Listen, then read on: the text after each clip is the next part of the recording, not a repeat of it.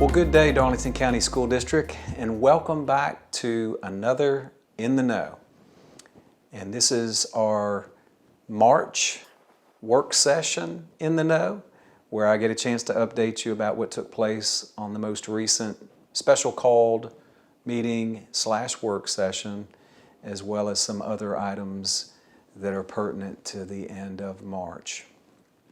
Speaking of the end of March, as we can all tell, the flowers are in full bloom now, the trees are in full bloom, the yellow haze is pretty consistent right now. I know those of us with allergy issues are really feeling it at this point in time, but it is a true sign of spring, and I am really glad that we're seeing some warmer weather, especially for next week's time. I'll talk about next week in just a second. As I was talking about earlier, we did have a work session / special called board meeting, and the first topic that was on the list was the pending eclipse on April the 8th, Monday, April 8th, which is the first day we get back from spring break. And we've had lots of conversations over the past weeks about that particular day. How we would be impacted in Darlington County as far as the actual eclipse itself, which right now it looks to be between 70 and 73% versus we had almost 100% when we had the eclipse back in 2017. So it's significantly less of an impact than what we had back in 2017. The other issues that we had back in 2017, as many of you all may remember, is because we were almost at 100% of totality, we had a lot of people in our area that traveled to be here specifically to see the eclipse that aren't normally here. And so that caused a big stir in the state of South Carolina, specifically in our areas. And so we don't have that this time. I believe Texas and Ohio are the places that everybody was heading to this year. But again, we just wanted to make sure that we had all the information in order to make the decision. We looked at some places around the state, and then of course we looked around us with our neighbors as well. And the decision was made to be in school on that day. So we will have a normal school schedule on April 8th. And yes, there will be an eclipse going on. I think it's a great teachable moment that we will have for our students. It is still to be determined whether it will be cloudy or rainy that day. The forecast has been bouncing back and forth between significant chances of rain that day to lesser chance when I checked this morning. So we'll just have to wait and see what that looks like. But again, we're looking at this as a teachable moment for our students. Great time to talk about science and the eclipse and what that actually means and the actual technical explanation of it.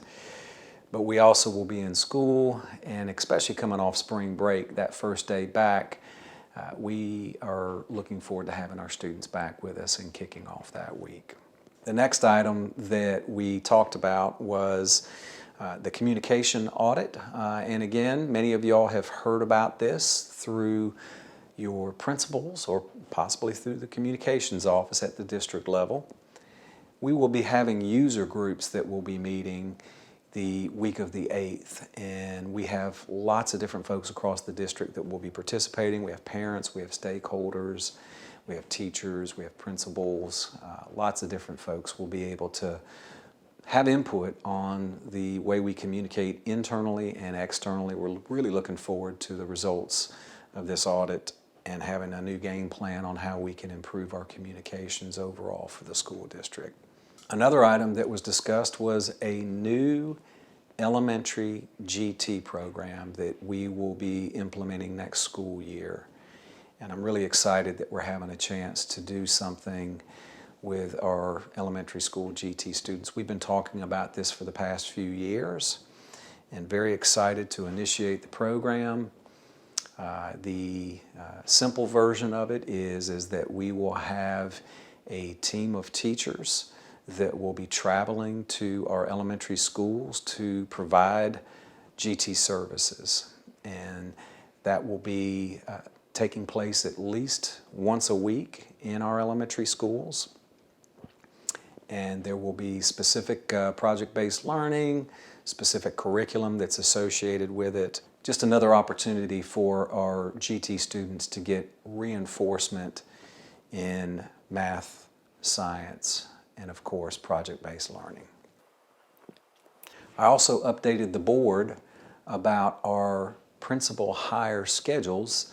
So for 4 of your schools across the district, we will be having new principals next year. And so we're in the process of the interviews taking place and selection. And so what I advised the board was that for the next board meeting in April the 15th, I will be bringing 4 recommendations for principals for those 4 schools. So everybody that's in those schools will know well in advance by the time that contracts are due who their new principal is going to be for next year. I'm really excited about the opportunity. I'm very grateful for the principals that have led those buildings over the past few years and all the great work that they've done with our students and staff. And I know the new principals that will be coming to those buildings will be carrying on the great work that has been started and building on it as well. So April 15th will be the time where those recommendations will go to the board.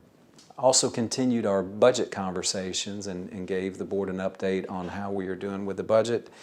And of course, there's 2 parts of that. There is the funding and revenue streams that we're looking at from the state as well as our local taxes that we receive.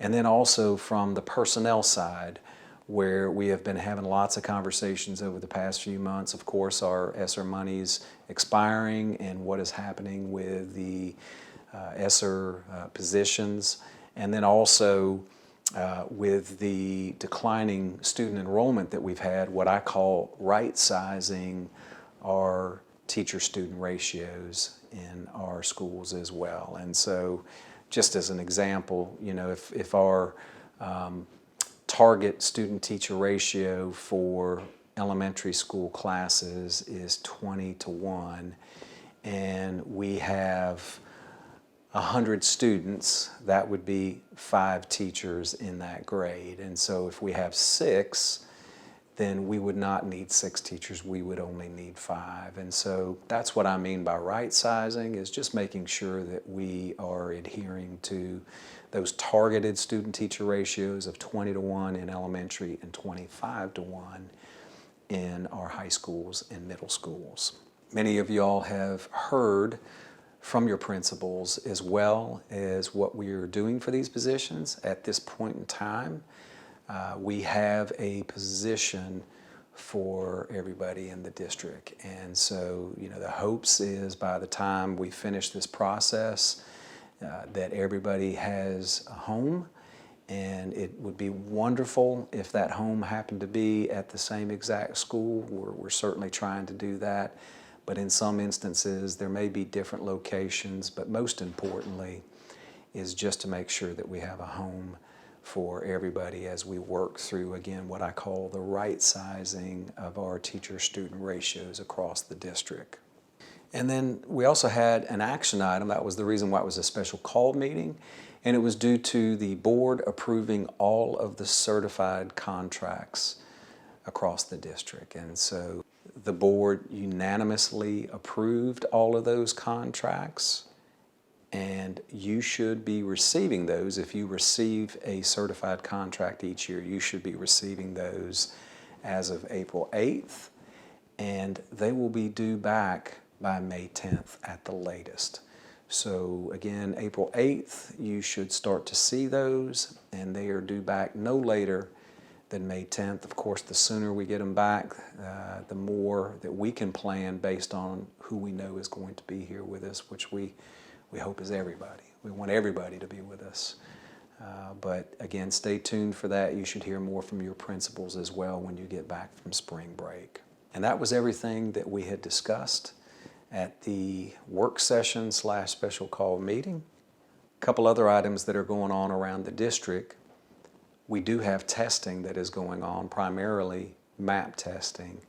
as we get prepared for our standardized state testing in the month of May. And I know that all of you are using that information as we gear up and plan for how to prepare our students for that time in May where they're taking either SC Ready or the EOCs at the high school level and middle school levels. Also, we had our Random Acts of Kindness Day this past March the 16th, and just a wonderful day for the Darlington County School District in showing how much we care about our community, but also how we are teaching our students acts of kindness and what that looks like and feels like, and how that impacts the community around them. So just lots of wonderful stories, lots of wonderful pictures.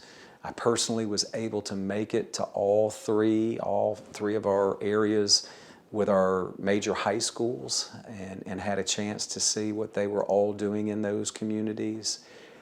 Again, everything from packing different types of supplies for DSS and the Humane Society, to cooking hot dogs and giving those away as a show of kindness to the community, to just having a chance to be out in the community. For example, the 5K color run race that was in Hartsville, our Hartsville middle school students were throwing the colors at the runners as they came through and distributing water too. So that's just a few examples. Hopefully you had a chance to see the glimpse that gets sent out on a weekly basis, and this past week's glimpse had lots of pictures of the Random Act of Kindness Day. I'm very proud of our district for embracing this and what it represents to Darlington County, but really what it represents about the state of South Carolina. I think it is a very unique event, and I'm very glad to tell so many people about what we do here with that. And then the last item I have on my list is next week. And hopefully you're not planning on doing too much next week because it is spring break. And I know many of you all are looking forward to time away, time with family, time with friends. I just pray that you get a lot of rest and that you get a chance to relax and that you're able to recharge. And when you come back, we get ready for that last push. We have 3 weeks left in April when you get back. And then May, of course, is the testing time. And then the end of May is graduation. And then we will be out of school for the summertime. So it has flown by. It's been a great school year. And I'm just so excited about all the things that have happened in the school district this year. But most importantly, about the work that you have done with our students to help them be the best versions of themselves. And I know they appreciate that, and their families do too. So again, enjoy your time next week. I'll look forward to seeing you when you get back from spring break. As I always say, hug on your family members. Tell them how much you love them. Tell them how much we appreciate them sharing you with us. And I will look forward to seeing you in April in the next In the Know.